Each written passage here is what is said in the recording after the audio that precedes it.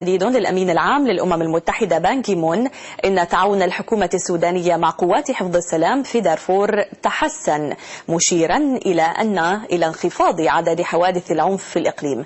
ونشر هذا التقرير بعد أيام من تأكيد الرئيس السوداني عمر البشير أن وحدة البلاد هي الوسيلة الأساسية لمواجهة المحاولات الخارجية لتقسيم السودان.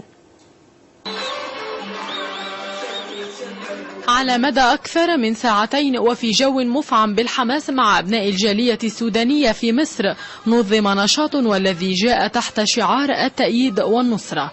أكد الرئيس عمر حسن البشير على ارتباط الأمن القومي السوداني بنظيره المصري، تأكيد جاء في مواجهة ما سماه البشير التآمر على بلاده. التآمر على السودان ليس هو تآمر على حكومة، والحصار اللي بيتم على السودان ما بيتم على الحكومة، والعقوبات اللي بتتم على السودان ما بتتم على الحكومة، هي بتطول كل الوطن. البشير رأى أن وحدة شمال وجنوب البلاد هي الوسيلة الأساسية لمواجهة الانقسام الذي يدفع إليه السودان دفعا من بعض القوى والحركات الانفصالية. مصلحة السودان في شماله وجنوبه هي في وحدته، وأي تقسيم للسودان هو ضعف، سواء انقسم لدولتين هو ضعف. أيضا الانقسام حقيقة بيفتح شهوة الانفصاليين في أي موقع. ويرى مراقبون أن تأكيد البشير من العاصمة المصرية على وحدة السودان قبل خوضه الانتخابات الرئاسية يحمل العديد من الدلالات. فهذه إحدى رسائل يقدمها الرئيس البشير أيضا إلى المجتمع الدولي، أنه مدعوم من شعبه، أنه يحظى بشعبية، أنه ليس بمجرم حرب كما تردد المحكمة الجنائية الدولية.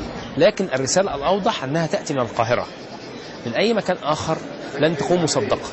وتعد زيارة البشير للقاهرة هي الثانية منذ صدور قرار الجنائية الدولية بتوقيف الرئيس السوداني، لكنها تأتي في نفس الوقت الذي أجرى فيه مسؤول المخابرات المصرية مباحثات مع الفصائل المتمردة في إقليم دارفور للاتفاق على آلية للتفاوض يمكن من خلالها إعادة الاستقرار إلى الإقليم الذي يعاني من الصراع بين الحكومة والمتمردين.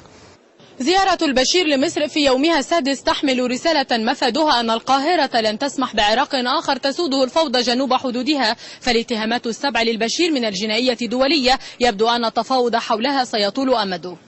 أمل الحناوي، روسيا اليوم، القاهرة.